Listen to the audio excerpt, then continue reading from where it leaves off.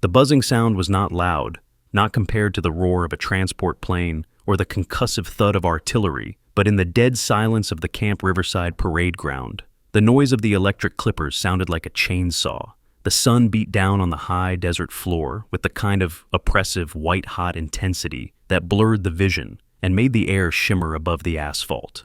3 platoons of recruits stood in formation, their bodies rigid, their uniforms already dark with sweat, though it was only 1000 hours. They were statues carved from fear and exhaustion, their eyes fixed on a point in the middle distance, because looking directly at what was happening in the center of the square was forbidden. But they saw. Peripheral vision was a survival trait in basic training, and every single one of them saw the woman kneeling in the dust. Private Jessica Morgan did not look like a soldier who could endure this. She was slight, her frame narrow, her skin pale beneath the layer of grime and sweat that coated every recruit at Riverside. Her hands, resting on her thighs, were not trembling. That was the first thing that should have terrified Sergeant Danny Kruger had he been paying attention to anything other than his own voice. A recruit being humiliated in front of 200 peers should have been shaking. They should have been crying, pleading, or hyperventilating. Morgan was doing none of those things. She was breathing in a rhythm that was almost mechanical. 4 seconds in, 4 seconds hold, 4 seconds out. It was not the breathing of a victim. It was the breathing of a sniper waiting for the wind to settle. "Look at this," Kruger bellowed, his voice carrying to the back ranks without the need for a megaphone. He paced around Morgan like a predator circling a wounded animal, kicking a cloud of dust onto her boots with every step. "This is what happens when we think we are special. This is what happens when we think the regulations apply to everyone else but us." He stopped directly in front of her, leaning down until his brim was inches from her forehead. "Are you special, Private Morgan?" "No, Sergeant," Morgan replied. Her voice was flat. It was devoid of inflection, devoid of fear, and devoid of the frantic desperation that usually accompanied a recruit in the spotlight. It was simply a statement of fact, delivered with a clarity that cut through the heat. "Then why," Kruger hissed, straightening up and addressing the formation again, "do you insist on looking like a civilian at a fashion show? The regulation states hair must be secured, neat, tidy, professional." He gestured violently at Morgan's hair. It was pulled back in a bun that was, by every objective measure, perfectly within regulations. It was tight, it was secure, and it was efficient. But at Camp Riverside, the regulations were whatever Sergeant First Class Danny Kruger said they were. And today, he had decided that Jessica Morgan needed to be broken. 2 other privates, forced into the role of accomplices, stood on either side of Morgan. They looked terrified, their eyes darting nervously toward the barracks as if hoping an officer would walk out and stop this. But no officer was coming. That was the secret of Camp Riverside. The officers who should have been watching were either absent, buried under mountains of paperwork in air-conditioned offices, or they were like Captain Walsh, men who found it easier to look the other way than to confront the tyrant running their training yard. Kruger clicked the clippers on again. The sound tore through the air. "Since you cannot maintain the standard, Private, I will help you. We are a team here. We help each other." The cruelty in his voice was thick, sugary, and poisonous. He stepped forward. The blade of the clippers caught the sunlight. Private Amanda Foster, standing in the front row of the 2nd platoon, felt bile rise in her throat. She wanted to scream. She wanted to break formation and tackle the sergeant. She had watched Morgan for 6 weeks. She knew Morgan was quiet, helpful, and never complained.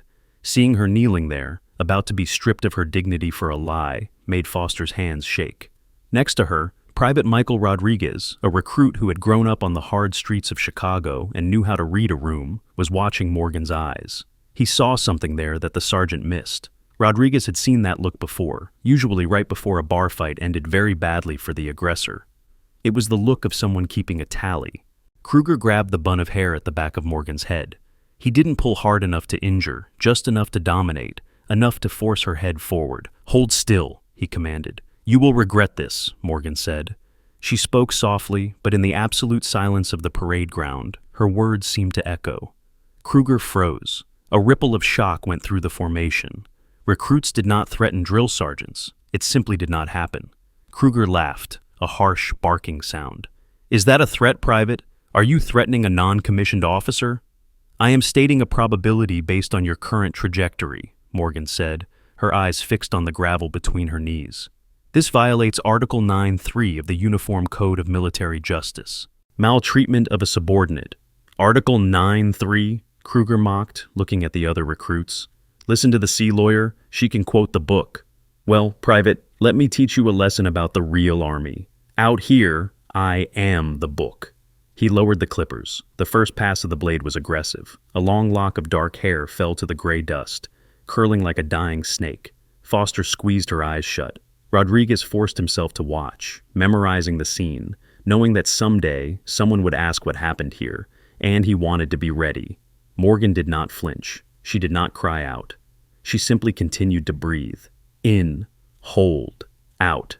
As the hair fell around her, piling up on her shoulders and sliding down to the ground, she was not thinking about the humiliation.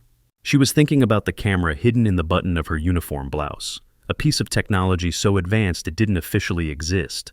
She was thinking about the audio recorder taped to the underside of the bleachers 50 yards away, and she was thinking about the timeline. Just a little more, she thought, the internal voice sharp and commanding, utterly different from the meek persona she projected. Dig your grave a little deeper, Sergeant. I need you to bury yourself so deep that no lawyer in the world can dig you out. 6 weeks earlier, the woman kneeling in the dust had not been Private Jessica Morgan. She had been Lieutenant Colonel Rebecca Torres, a specialist in military intelligence with a service record that was largely redacted. She had sat in a quiet, dimly lit office in the Pentagon, across from a general whose face was lined with the kind of stress that came from knowing too many secrets. Riverside is a black hole, Rebecca, General Patricia Hawthorne had said, sliding a thin file across the polished mahogany desk. We have lost 3 good recruits in the last year. Suicide, they say. Accidents. Failure to adapt. But the numbers do not add up. The attrition rate is 300% higher than the average. And the complaints, they vanish. We send investigators, and they find nothing. Everyone is polished, everyone is smiling, and the recruits are too terrified to speak. Torres had opened the file. The faces of young men and women stared back at her. Kids who wanted to serve their country, who had signed up with dreams of heroism, only to be chewed up by a system that was supposed to build them. What do you need, General? I need a ghost, Hawthorne had replied. I cannot send a team. If I send a team, the walls go up, the records get shredded. The abuse stops until the team leaves, and then it gets worse. I need someone inside, someone who can be a victim without breaking, someone who can document the rot from the bottom up. You want me to enlist? Torres had said, understanding the implication immediately. Basic training. Again. I can create the identity, Hawthorne said. Jessica Morgan, high school dropout, no family, no connections, the perfect target for a bully like Kruger. But, Rebecca, if you go in, you are on your own until you trigger the failsafe. I cannot protect you from the daily grind. You will take the smoke, you will take the insults, you will take whatever he dishes out. I can handle a drill sergeant, General, Torres had said with a slight sneer. I have handled cartels and insurgents. A man with a complex about his stripes does not scare me. He should, Hawthorne had warned. Domestic enemies are the worst kind. They hide behind the flag we protect. Now, kneeling in the dirt, feeling the cool air hit her scalp where the hair used to be, Torres understood the general's warning. This wasn't just physical training. This was systematic deconstruction of the human spirit. Kruger wasn't trying to build soldiers. He was building servants. He was building a kingdom of fear where he was the absolute monarch. The buzzing stopped. Kruger brushed the loose hair from her shoulders with a rough, dismissive gesture. There, he announced, stepping back to admire his work. Now you look like a recruit. Now you look like you are ready to listen. Morgan raised her hand slowly to touch her head. It was jagged, uneven, a mess of patches where the clippers had bitten too deep or missed entirely. It was a badge of shame, designed to isolate her, to make her a pariah.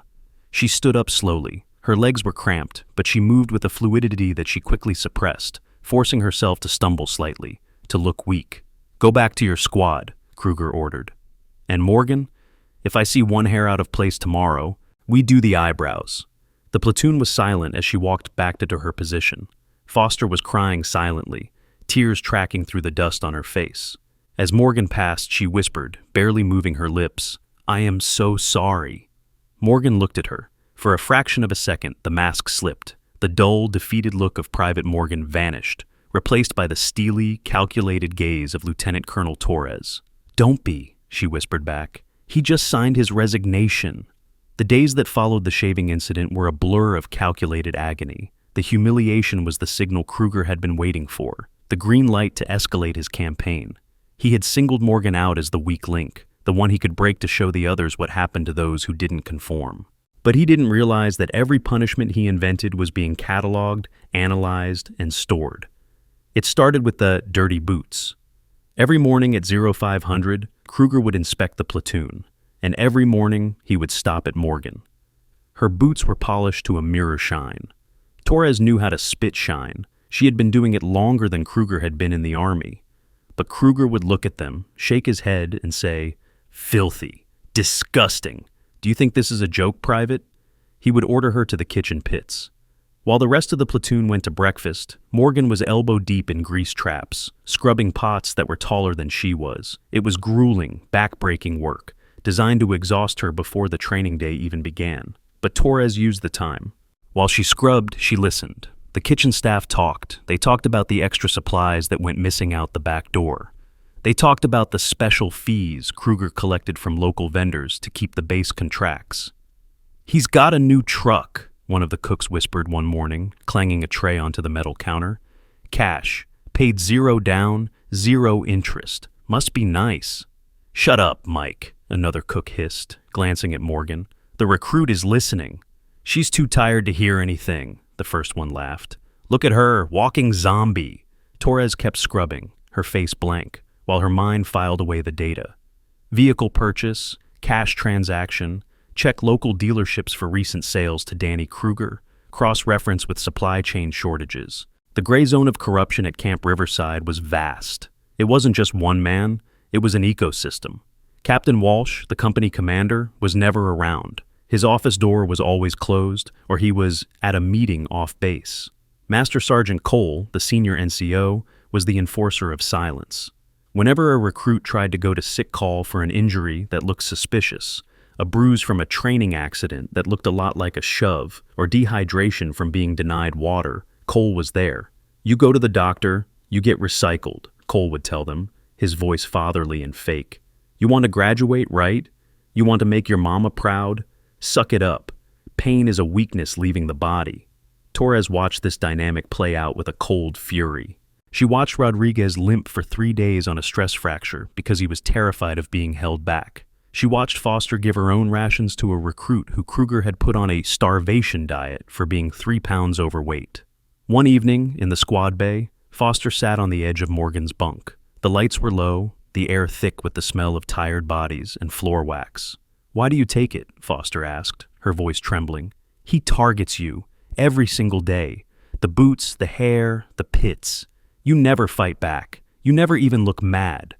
Torres adjusted her pillow. She had to be careful. Foster was smart, and she was observant. "Fighting back gets you crushed, Amanda," she said, using the girl's first name, breaking protocol in the dark. "Survival isn't about being loud. It's about being still." "He's going to kill someone," Foster whispered. "One of these days he's going to push too hard, and someone is going to drop and not get up, like that kid last year." "He won't," Morgan said, and there was a certainty in her tone that made Foster look up. "Things change, tides turn. You sound like—" "I don't know," Foster frowned. "You don't sound like us. Sometimes, when you think no one is looking, you stand differently. You look like you're in charge." Torres forced a small, tired laugh. "I'm just trying to get through the day, same as you. Get some sleep." But Foster's observation was a warning. Torres was slipping. The discipline required to maintain the charade was immense. Her body wanted to move with the efficiency of a trained operator. Her voice wanted to project command. She had to constantly suppress her instincts, to slouch, to hesitate, to fumble with weapons she could strip and reassemble blindfolded in 30 seconds. The cracks in her cover nearly widened into a chasm 3 days later at the obstacle course. It was 104 degrees. The sand was burning hot. The Weaver, a series of elevated beams that recruits had to navigate over and under, loomed like a skeleton against the blue sky. Kruger was in a foul mood. He had received a call earlier that morning, a call that Rodriguez, who had been sweeping the hallway near the office, swore sounded like a warning. Kruger was pacing at the finish line, screaming at recruits who were collapsing from the heat. "Move it! My grandmother moves faster than you, and she is dead!" Morgan approached the Weaver. Her muscles ached. She was running on 3 hours of sleep and half rations. But as she grabbed the first beam, her body took over. It was muscle memory. It was physics. Swing, hook, pull. Swing, hook, pull. She moved through the obstacle with a fluid grace that defied exhaustion. Her breathing was synchronized with her movements. Exhale on the exertion. Inhale on the transition.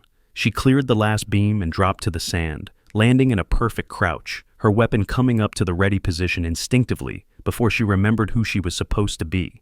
She quickly let the barrel drop, slumping her shoulders, panting theatrically. But it was too late. Kruger had seen it. He walked over to her slowly, his eyes narrowed. He looked at her, not with contempt, but with suspicion. A predator sensing something wrong with the prey. "Do that again," he ordered. "Sergeant," Morgan wheezed, trying to look winded. "The Weaver. Do it again. Now." I don't think I can, Sergeant. I'm spent." "I didn't ask you what you thought," Kruger roared. "Get on the bars." Torres climbed back up. This time she forced herself to be clumsy. She slipped. She struggled. She grunted with effort, dragging her body over the wood like dead weight. It was a performance, but it was a dangerous one. If she failed too badly, he would recycle her for physical inability. If she did too well, he would know she was faking. She had to walk the razor's edge of mediocrity. When she landed the second time, she let herself collapse into the sand, coughing.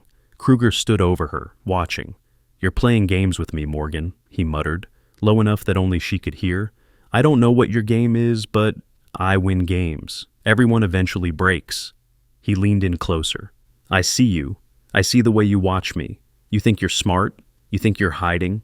He tapped the side of his head. "I have eyes everywhere. Even in your barracks, even in your locker." Torres felt a chill that had nothing to do with the sweat drying on her skin. He had gone through her things. He wouldn't find anything. Her comms gear was hidden in a hollowed-out boot heel and inside the lining of her canteen cover. But the violation was an escalation. He was paranoid now, and a paranoid enemy was both dangerous and prone to mistakes. That night, the atmosphere in the barracks was suffocating. The air conditioning had broken down again. Another common punishment tactic. The recruits lay on their bunks, sweating in the dark. Rodriguez crept over to Morgan's bunk. "He's losing it," Rodriguez whispered. "He was screaming at Walsh today. I heard them. Walsh told him to back off, saying there was heat coming from higher up. Kruger told him to shut up and take his cut." "You heard him say cut?" Morgan asked, her voice a shadow in the darkness. "Yeah, take your cut and sign the forms. That's what he said." "Good," Morgan said. "That's good, Rodriguez. Write that down. Date, time, exact words." "Write it down? For who? No one cares, Morgan. We're just meat to them." "Someone cares," she said. "Trust me." The next morning, the escalation reached a tipping point. Kruger needed to reassert dominance. He needed a spectacle to distract the platoon from the tension radiating off him. He called a surprise inspection at 0400. The lights flipped on, blinding them. "On your feet! Stand by your bunks!" Kruger and Master Sergeant Cole stormed through the rows, tearing sheets off beds, dumping footlockers onto the floor. It was chaos. They were looking for contraband, for dust, for anything. They stopped at Foster's bunk. Foster stood at attention, trembling. Kruger picked up a photo from her open locker door. It was a picture of a dog, a golden retriever. "This is cute," Kruger sneered. "Who is this? Your boyfriend?" "It's my dog, Sergeant, Buster." "Buster," Kruger repeated. He ripped the photo in half. "Buster is gone. You are here. There is nothing outside of Riverside. Do you understand?" Foster gasped, a sob escaping her throat. "Did you just make a sound?" Kruger stepped into her personal space. "Did you just cry over a picture of a mutt?" "No, Sergeant," Foster choked out. "I think you need to learn about attachment," Kruger said. "Drop. Push until I get tired." As Foster dropped to the floor, sobbing while she pushed, Kruger turned his eyes to Morgan. She was standing 2 bunks down, perfectly still, staring straight ahead. Her locker was open, her gear was immaculate. There was nothing for him to destroy. And that infuriated him. "You think you're better than her?" Kruger walked over to Morgan. "You think you're above this?" "No, Sergeant." "Your hair," he said suddenly. "It's growing back. It looks messy. It looks unregulated. It had been 4 days. Her hair was barely a millimeter long. It was physically impossible for it to be messy. "It is within regulation, Sergeant," Morgan said. The barracks went silent. She had contradicted him, again. Kruger's face turned a mottled shade of red. "Regulation? You want to talk about regulation?" He turned to the platoon. "Formation! Outside! Now!" Private Morgan has decided she wants to teach a class on regulations. The march to the parade ground was a funeral procession. The sun was just rising, casting long, bloody shadows across the desert. Kruger marched them to the center of the asphalt. He didn't have clippers this time. He had something worse. He had a bucket of water and a sandbag. "Since Private Morgan loves regulations," Kruger shouted, "she is going to demonstrate proper physical conditioning while the rest of you learn a lesson about loyalty." He pointed to the sandbag. It was wet, heavy, probably 80 pounds. "Pick it up, Morgan, over your head." Torres hoisted the bag. It was heavy, the grit biting into her hands, the water dripping down her arms. She locked her elbows. "Hold it," Kruger ordered. "If she drops it, the whole platoon runs 5 miles. If she drops it, Foster gets recycled. If she drops it, none of you eat today." He was weaponizing their hunger, their fatigue, and their fear against her. He was turning her into the enemy of the platoon. If she failed, they all suffered. It was classic psychological warfare, crude but effective. 5 minutes passed. Her shoulders burned. Her arms screamed. 10 minutes. The trembling started in her triceps. 15 minutes. The bag felt like it weighed a ton. "Drop it, Morgan," someone whispered from the ranks. "Just drop it so we can run and get it over with." "No," Rodriguez hissed back. "Look at her. She's not dropping it." Torres was in pain. Her muscles were tearing. But she went to that place in her mind, the place she had found in the mountains of Afghanistan, in the interrogation rooms of dark sites, the place where pain was just information. Pain is just a signal, she told herself. It has no authority. She focused on her breathing. In, hold, out. She focused on Kruger's face. He was watching her with a mixture of glee and growing unease. He wanted her to fail, but he was also terrified by the fact that she wasn't failing. She was holding a weight that would have broken men twice her size by now. 20 minutes. Her vision blurred. Black spots danced in her eyes. "You can end this, Morgan," Kruger taunted. "Just quit. Just admit you're weak. Admit you don't belong here."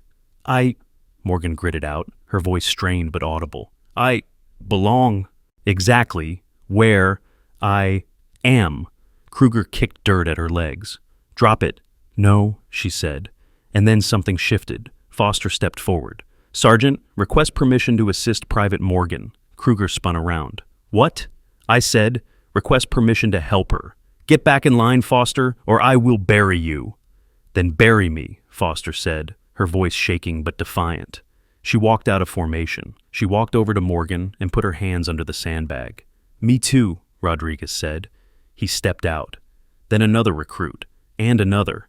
Within seconds, 10 recruits were surrounding Morgan, their hands reaching up, taking the weight of the bag. They held it together. Kruger stood there, stunned. He had lost them. He had pushed too hard, and the fear had broken, replaced by something stronger, solidarity. "Mutiny," Kruger whispered. "This is mutiny." He pulled his radio from his belt. "Security! Get to the parade ground. I have a situation." Torres let the bag lower as the recruits took the weight. She looked at Kruger. Her eyes were hard, the camouflage of the weak recruit completely gone. "It's not mutiny, Sergeant," she said, her voice clear and commanding, the voice of a lieutenant colonel, cutting through the morning air. "It's leadership, something you know nothing about." The arrival of the military police was not the rescue Kruger expected. 2 Humvees screeched onto the parade ground, dust billowing. But they didn't arrest the recruits. They didn't even draw their weapons. They stood by the vehicles watching. Kruger stormed over to them. "Arrest them! All of them! Disobeying a direct order!" The MP sergeant looked at Kruger, then looked past him to where the recruits were standing, in a protective circle around Morgan. "We're just here to observe, Sergeant. Report of a disturbance. I am the ranking NCO here. I am giving you an order." "We take our orders from the Provost Marshal, Sergeant," the MP said calmly, "and he told us to sit tight." Torres watched this interaction with grim satisfaction. The phone call she had made the night before, the one using the red line code, had worked. The eyes of the base were now opening. The protective shell around Kruger was cracking. but she needed one more thing.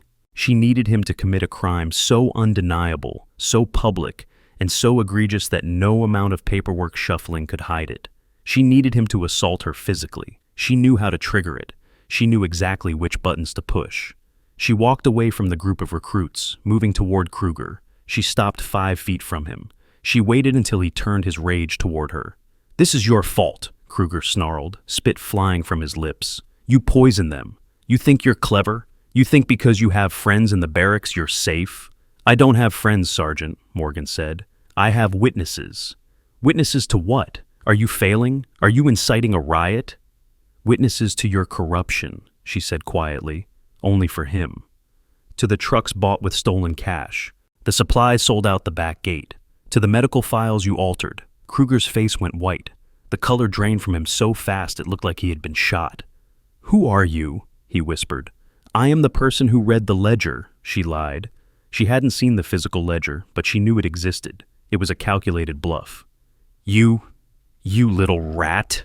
Kruger's hand dropped to his side, clenching into a fist. He looked around. The MPs were watching, but they were 50 yards away. The recruits were behind him. He thought he had a moment to silence her, to intimidate her one last time. He stepped in close, invading her personal space, violating every protocol of military conduct. "You don't know who you're messing with.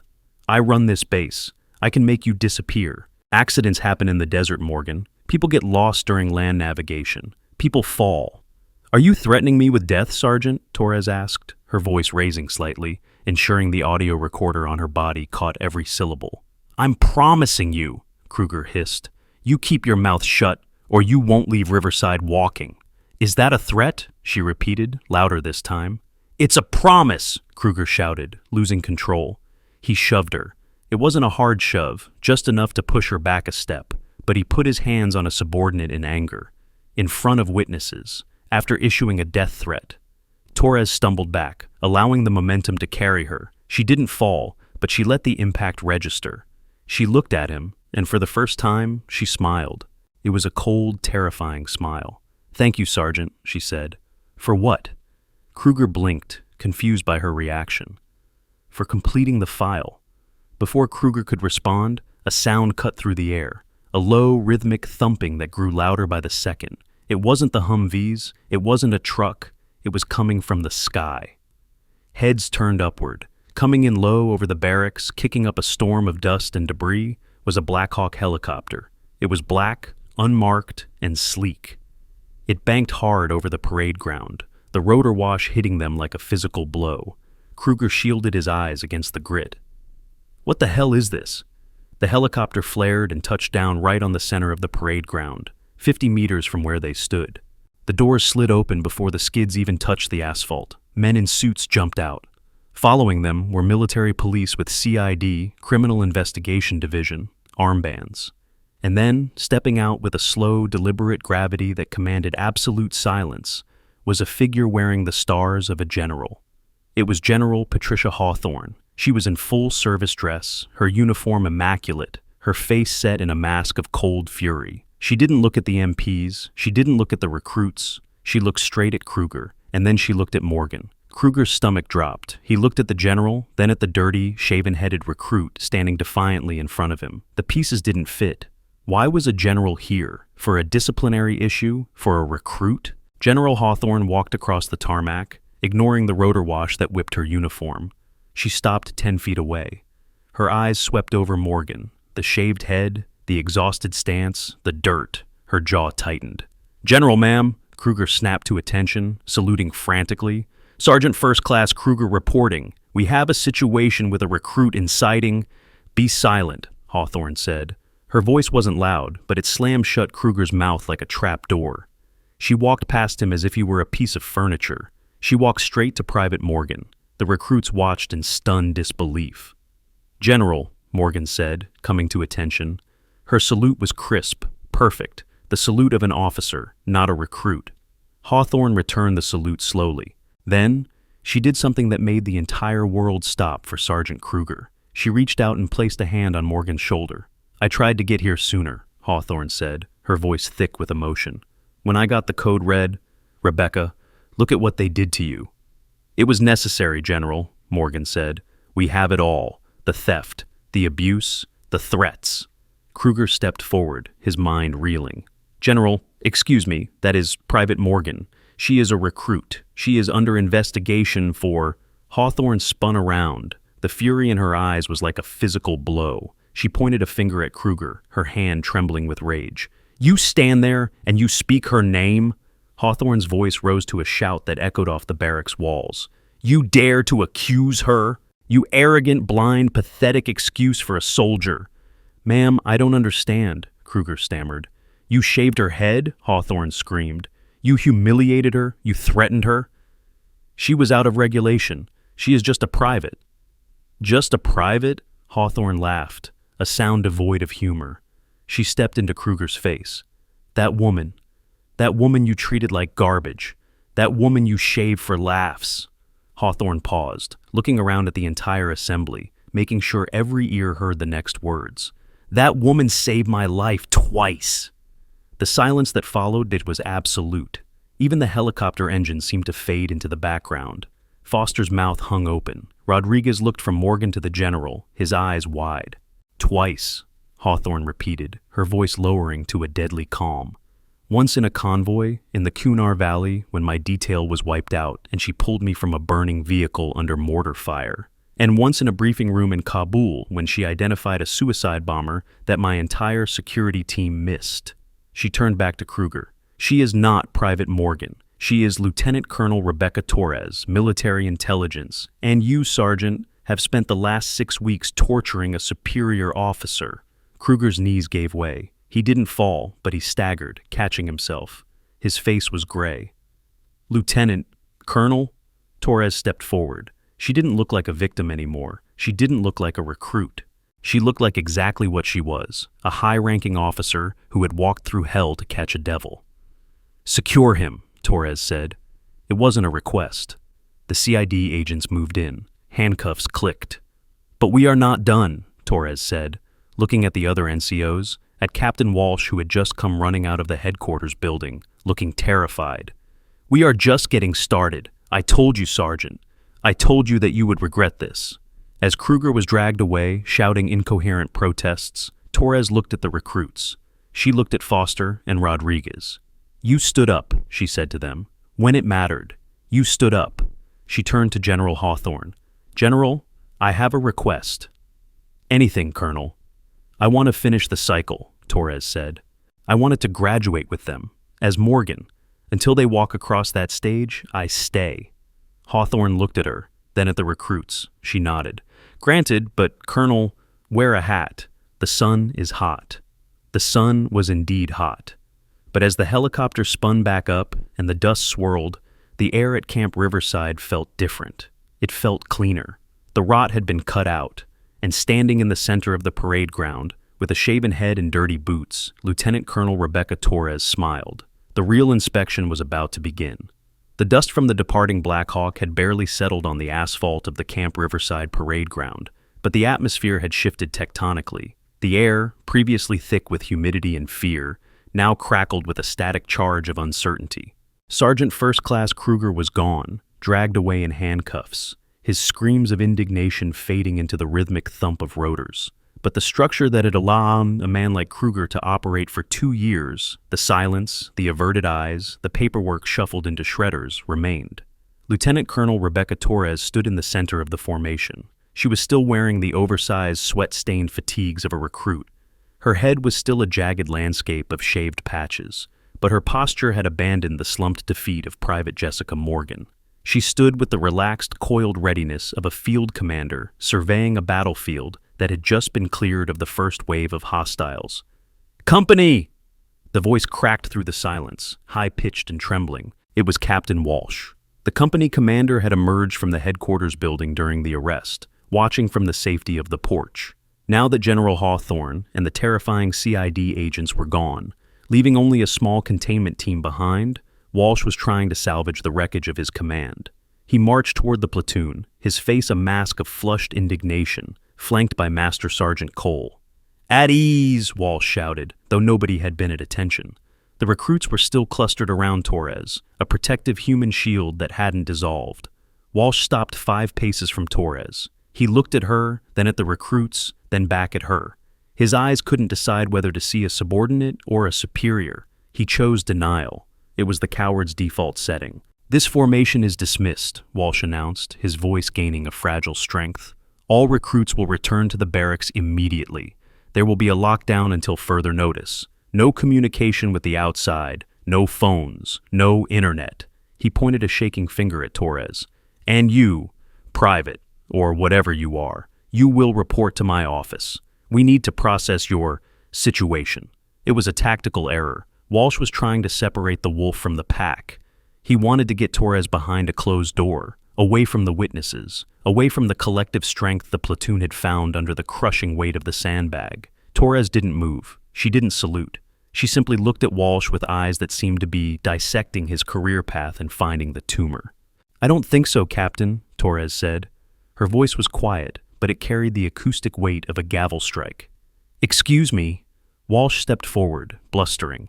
"I am the commander of this company. You are currently wearing the uniform of a recruit in my chain of command. Until I see orders stating otherwise, my orders are classified top secret sensitive compartmented information," Torres interrupted, cutting him off with surgical precision. "And as of 0800 this morning, this entire company is a designated crime scene. You don't order a lockdown, Captain. You are under a lockdown." She turned to Master Sergeant Cole, who was standing slightly behind Walsh, his eyes narrowing, calculating angles.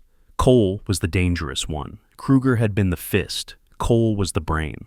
He was the one who managed the schedules, the supply requisitions, the duty rosters. If Kruger was the storm, Cole was the rot in the foundation. "Master Sergeant," Torres said, addressing him by rank, "I assume the security logs for the supply depot are up to date?" Cole didn't flinch. "Always, ma'am, or private, whichever you prefer today." "Ma'am will do," Torres replied coldly, "and I suggest you don't try to update them retroactively. The CID team that just landed didn't just take Kruger. They mirrored your servers. Every keystroke you make from this moment forward is being watched by a forensic algorithm at the Pentagon." Cole's eye twitched, just a fraction, a micro-expression of panic that Torres caught and filed away. "Recruits," Torres addressed the platoon, turning her back on the officers. "Return to the barracks. Maintain discipline. Chow will be brought to you. No one speaks to leadership unless a CID agent is present. Is that clear?" "Yes, ma'am." The response was thunderous. It wasn't the forced compliance of terrified children. It was the roar of a unit that had found its spine. "Dismissed," she ordered. As the recruits filed away, Rodriguez lingered for a second, catching Torres' eye. He gave a nearly imperceptible nod, a street acknowledgement of respect that meant more than any medal. Then he jogged to catch up with Foster. Walsh stood there, impotent in his own parade ground. "You can't do this," he hissed. "You're destroying the morale of this unit." "I'm saving it, Captain," Torres said, walking past him toward the headquarters building. "And I suggest you find a very good lawyer." The general wasn't the only one listening. The next 48 hours at Camp Riverside were a masterclass in bureaucratic demolition. The barracks, usually a place of screaming and chaos, became the quietest place on base. But it wasn't the silence of fear anymore. It was the silence of anticipation. Torres did not move into the officers' quarters. She stayed in the barracks. She slept in her bunk, though she didn't sleep much. She spent the nights sitting cross-legged on her wool blanket, typing on a hardened laptop delivered by the CID team, reviewing the digital evidence that was pouring in. The Ghost Ledger was real. It wasn't a physical book, as she had bluffed to Kruger, but a shadow file hidden deep within the logistics database. It tracked inventory that officially didn't exist. High-grade optical scopes, night vision goggles, Kevlar plating, items that were marked as damaged in training or lost in transit, but were actually being siphoned off. The value was staggering, $2.5 million in the last 18 months alone. "They aren't just selling MREs and boots," Torres muttered to herself, the glow of the screen illuminating her tired face. "They are selling combat readiness. They are stripping deployed units to line their pockets." Around 200 hours on the second night, a shadow fell across her screen. She didn't jump. She just closed the laptop lid halfway. It was Amanda Foster. The young private looked exhausted, her eyes red-rimmed. "Ma'am?" Foster whispered. "It's Rebecca right now, Amanda," Torres said softly. Can't sleep? I keep hearing the Clippers, Foster admitted, sitting on the floor next to the bunk. And I keep thinking, what happens when you leave? Kruger is gone, but Cole is still here, Walsh is still here. They look at us like we're traitors. You aren't traitors, Torres said firmly. You are whistleblowers, and I'm not leaving until the ink is dry on the court-martial papers. Rodriguez says you're intelligence, Foster said. Like spy stuff, something like that. Did you really save the general? Torres looked at the young woman. We save each other, Amanda. That's how it works. In the Kunar Valley, I dragged her out of a truck. Today she dragged me out of a fire. Tomorrow, you might save someone. It's a chain. If you break it, we all fall. Foster nodded, absorbing the philosophy. Cole called me into his office today. Before the lockdown was fully enforced. Torres went rigid. What did he say? He didn't threaten me. Not exactly. He was nice. He said I have a bright future. He said it would be a shame if my psychological profile showed I was unstable. He said stress makes people imagine things. Witness tampering, Torres said, her voice dropping to a dangerous register. He's trying to gaslight you.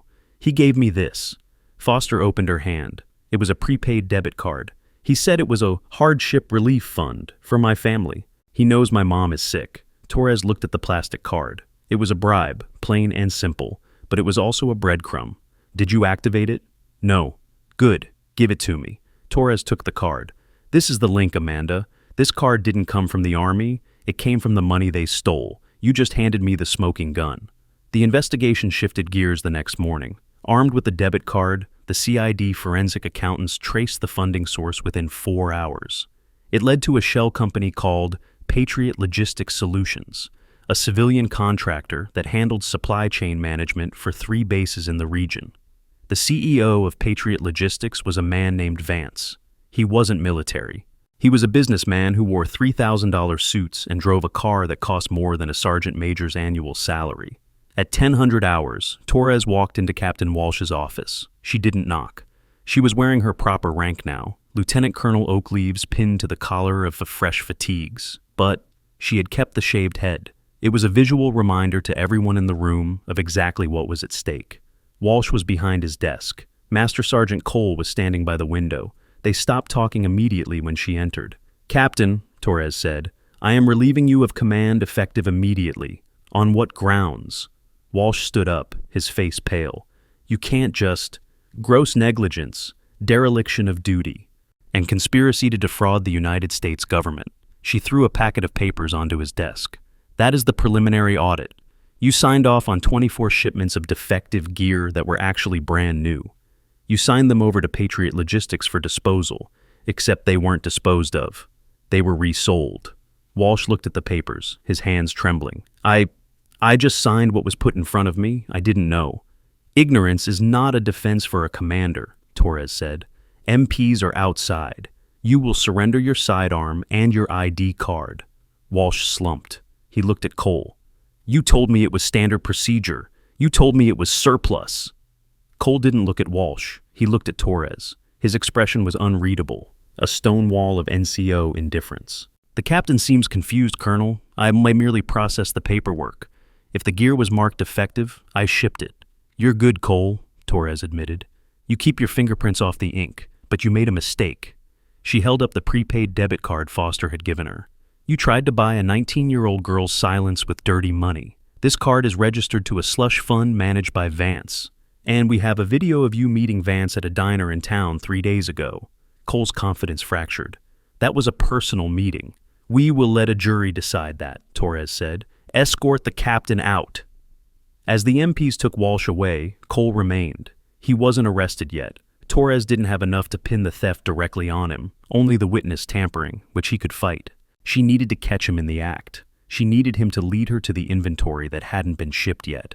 You're confined to quarters, Master Sergeant, Torres ordered. Don't leave the base. Don't make a call. Cole smiled, a thin reptilian stretching of lips. Understood, Colonel, but you should know, Riverside is a big place. Things get lost here all the time. It was a threat, and Torres knew exactly what it meant. They were going to try to move the remaining inventory tonight. They had to. With Walsh gone and the investigation heating up, the warehouse full of stolen night vision goggles was a liability. They would try to burn it or move it. Torres walked back to the barracks. She found Rodriguez polishing his boots. "Rodriguez," she said, "you grew up in Chicago. You know how to watch a corner?" "Yes, ma'am." Rodriguez stood up. "Best lookout on the block." "Tonight," she said, "we aren't recruits. We're hunting. I need eyes on the North Supply Depot. Can you handle it?" "Just me?" "No. Take Foster. She has the best hearing in the platoon. And take Wilson. He's fast. If you see a truck, if you see a light, if you see a door open, you don't engage. You signal me." "What's the signal?" 3 clicks on the radio." She handed him an encrypted handheld unit. "Silent comms. We'll catch them tonight, or we'll lose the case." The sun set, turning the desert purple and then black. The base went quiet, but it was a deceptive calm. Under the surface, the mechanism of corruption was frantically trying to disengage its gears.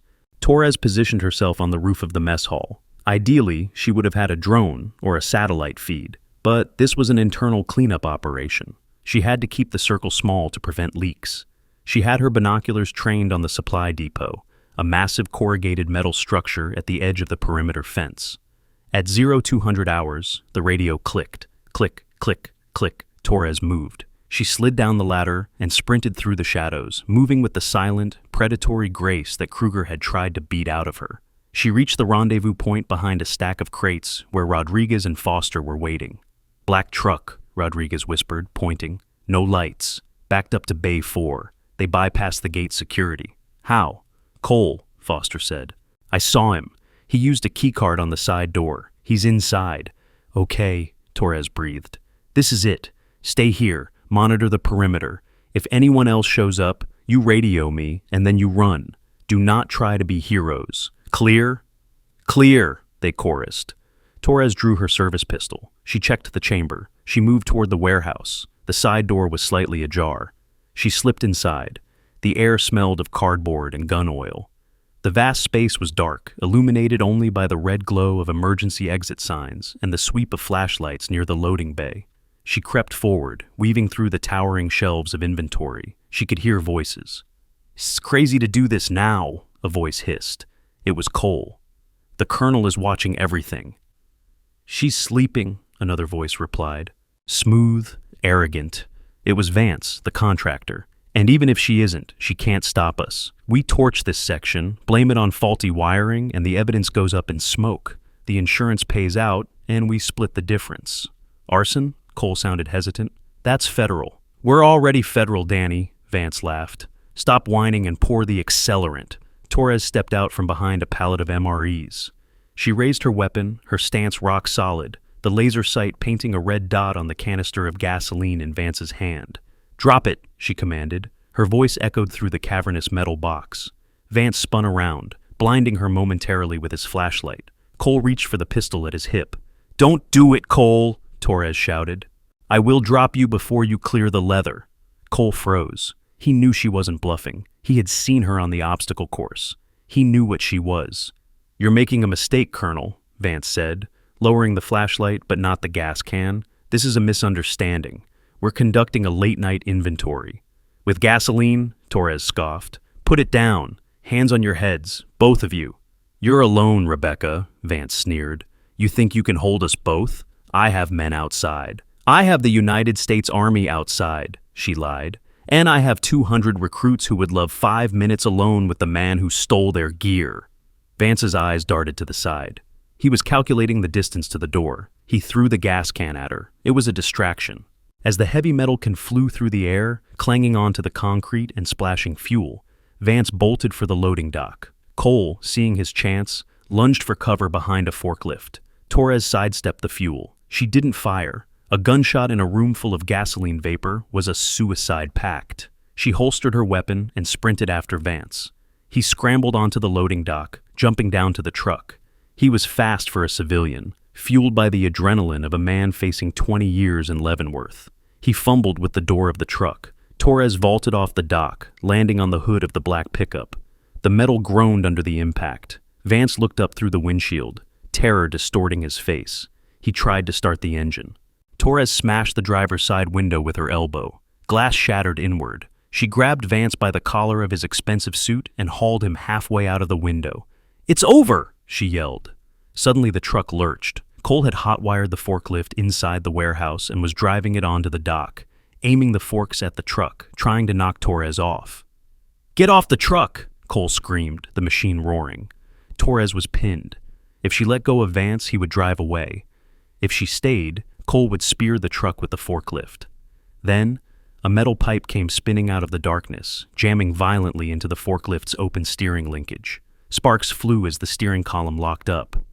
Cole fought the wheel, but the machine was out of control. It veered sharply to the right, the fork scraping along the concrete with a sound like a dying scream, before slamming into a stack of its heavy pallets. The impact threw Cole forward, his head cracking against the safety cage. Torres looked up. Rodriguez stood at the edge of the light, chest heaving. Beside him, Foster and Wilson were gripping heavy lengths of rusty piping, not just as weapons, but as tools of their rescue. "We said we'd signal!" Rodriguez shouted. "But you looked like you needed backup!" The distraction was enough. Torres ripped Vance out of the truck and slammed him onto the asphalt. She cuffed him before he could catch his breath. Inside, Cole stumbled out of the wrecked forklift, dazed, blood trickling from his temple. He looked up to see Wilson and Foster standing over him, not with fear, but with judgment. "Stay down, Sergeant," Foster said, her voice trembling but firm. "Or I will report you for being out of regulation." Sirens wailed in the distance. Real sirens this time.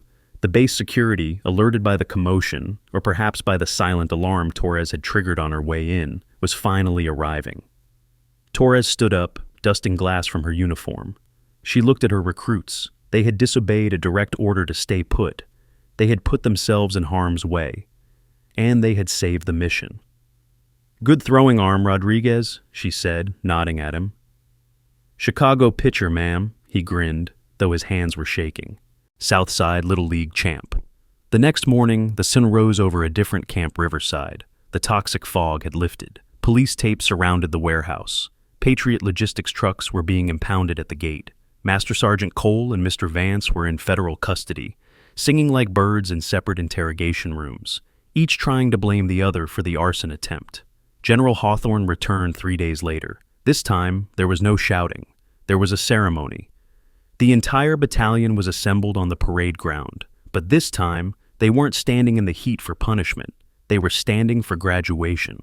Torres stood on the podium, next to the general. She was in her dress blues now, the silver oak leaves shining on her shoulders, her chest decorated with ribbons that hinted at the violence of her past career.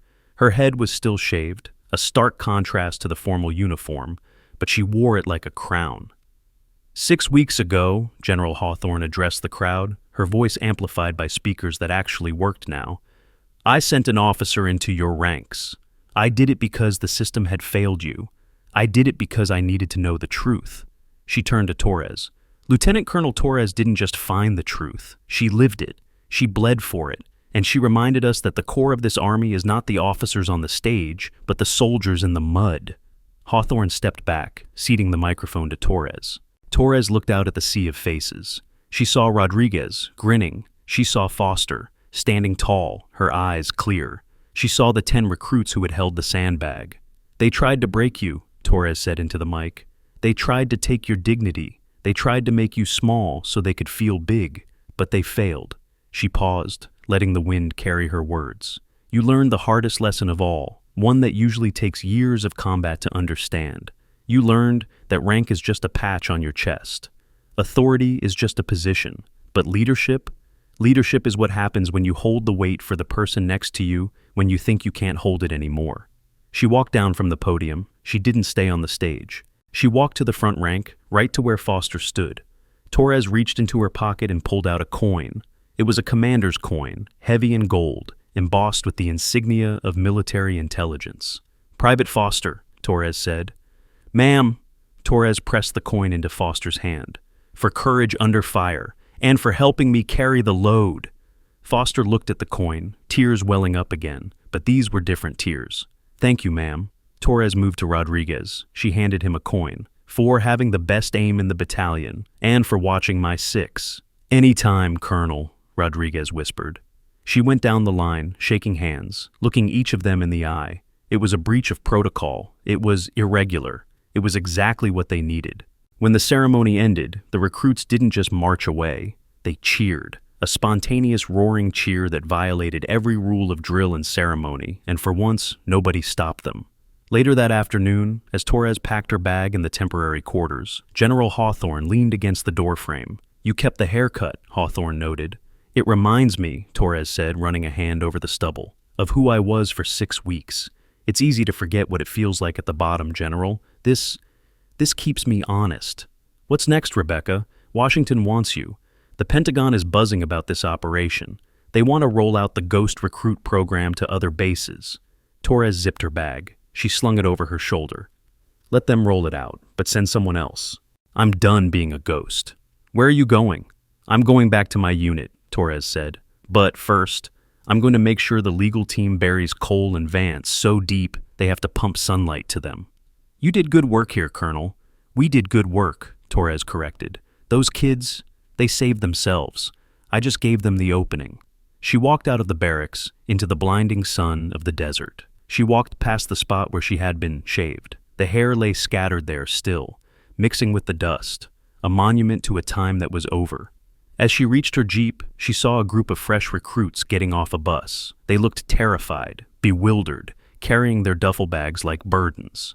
A new drill sergeant was screaming at them. Torres stopped. She watched the drill sergeant. He was loud, he was intense, but he wasn't cruel. He was correcting a posture, not attacking a soul.